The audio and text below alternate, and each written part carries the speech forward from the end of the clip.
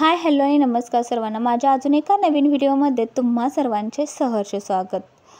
प्रत्येकाच्या आयुष्यामध्ये चढउतार हे येतच असतात आणि चढउतार आल्यानंतरच कळतं की आपली माणसं कोण आणि परकी माणसं कोण. कोण हसायला येतं आणि कोण सावरायला येतं. प्रत्येकाच्या आयुष्याचा क्वेश्चन पेपर वेगळा असतो, त्यामुळे आन्सरही वेगळे असतात. कुणाची कॉपी करून आपल्या आयुष्याचा क्वेश्चन पेपर सोडवता येत नाही. प्रत्येकानं आपल्या आयुष्याच्या प्रसंगांना स्वतःच तोंड द्यावं लागतं, लढावं लागतं आणि त्यातून मार्ग काढावा लागतो.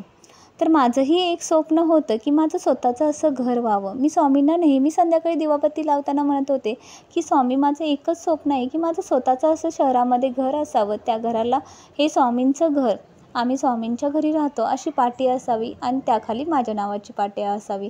मला माहिती होतं की हे कधीच शक्य नाही, कारण आम्ही नुकतंच आता घर बांधलं होतं गावी आणि त्यामुळे लगेचच इकडे घर घेणं शक्यच नव्हतं. असे दिवस चालले होते आणि मी 11 गुरुवारचं व्रतही केलं होतं.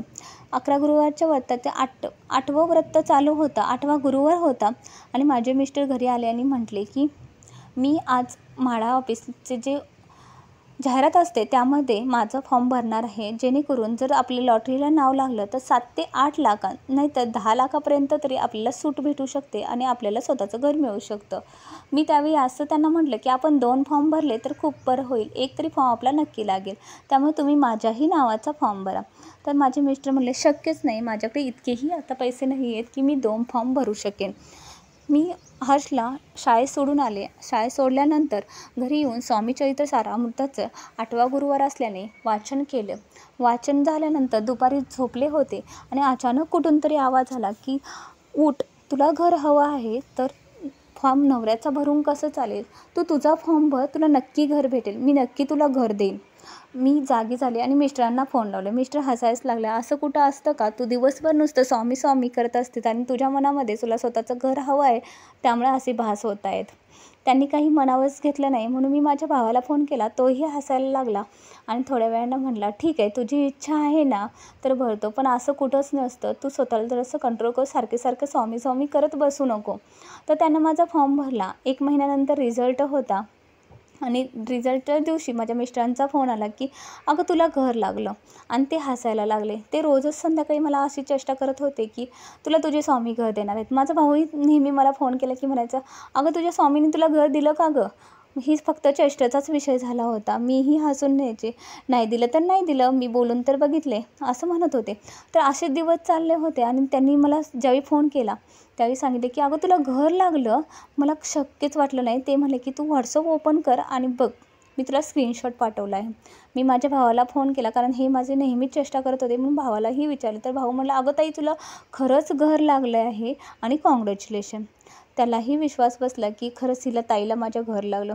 मी घरी आले, स्वामींच्या समोर साखर ठेवली आणि आनंदाश्रू तर डोळ्यातून वाहतच होते. कधीही मी स्वप्नात पाहिलं नव्हतं की इतकं 7-8 लाखांनं स्वस्त असं, आणि मेन म्हणजे खूप मोक्याच्या ठिकाणी, जिथून मला बाजारपेठ किंवा बसस्टॉप, मी गावाहून एकटी जरी आले तर निवांतमध्ये घरी येईन. त्यानंतर मुलं शाळेला गेली तरीही निवांतमध्ये घरी येतील, इतक्याच अंतरावरती माझं घर आहे. इथून मेडिकल इमर्जन्सीही खूप जवळ आहे. अशा ठिकाणी मला घर लागलं. जसं मला घर हवं होतं तसंच घर होतं. म्हणून मी माझ्या देवाचे आभार खूप मानले आणि स्वामींना मी खूप मनापासून आभार मानलं आणि म्हणलं की स्वामी तुमचा आशीर्वाद कायम माझ्यावरती होता. माझ्या बहिणीही म्हणल्या की अगं तुझ्या स्वामींनी तुझ्यासाठी घर दिलं, खरंच तुझ्या स्वामींची तुझ्यावरती खूप कृपा आहे. कधी अशक्य असणाऱ्या गोष्टीही स्वामी शक्य करून टाकतात. आपण स्वप्नातही पाहत नाही त्या गोष्टी सत्यात उतरतात. फक्त स्वामींच्यावरती विश्वास हवा. तुम्ही फक्त स्वामींची मनाभावे सेवा करा, मेवा द्यायला स्वामी आहेत. दिवसातून 1 माळ जरी तुम्ही मनोभावे केलीत जपाची, तरी तुम्हाला आशीर्वाद हे स्वामींचे कायम राहणार आहेत. कृपा आशीर्वाद स्वामींचा, छत्रछाया स्वामींची कायम तुमच्यावरती राहणार आहे. फक्त तुमच्या मनामध्ये तो भाव आणि निर्मळ सेवा हवी. सेवा जिथे जिथे घडते तिथे तिथे स्वामींचं अंशरूपाने का असेना वास्तव्य असतं. जिथं स्वामींचं नामस्मरण होतं तिथे फक्त पॉझिटिव्ह एनर्जी असते. तुम्ही फक्त मनात एखादी गोष्ट बोललात तरी तीसुद्धा स्वामींच्यापर्यंत पोचत असते, कारण स्वामी लेकराची आई असते. जसं लेकरू बाहेर गेल्यानंतर आईला काळजी लागलेली असते, तशी स्वामींना आपली काळजी लागलेली असते. तर तुम्हाला आजचा हा व्हिडिओ कसा वाटला, आवडला असेल तर नक्की लाईक करा आणि सबस्क्राईब करायला विसरू नका. श्री स्वामी समर्थ.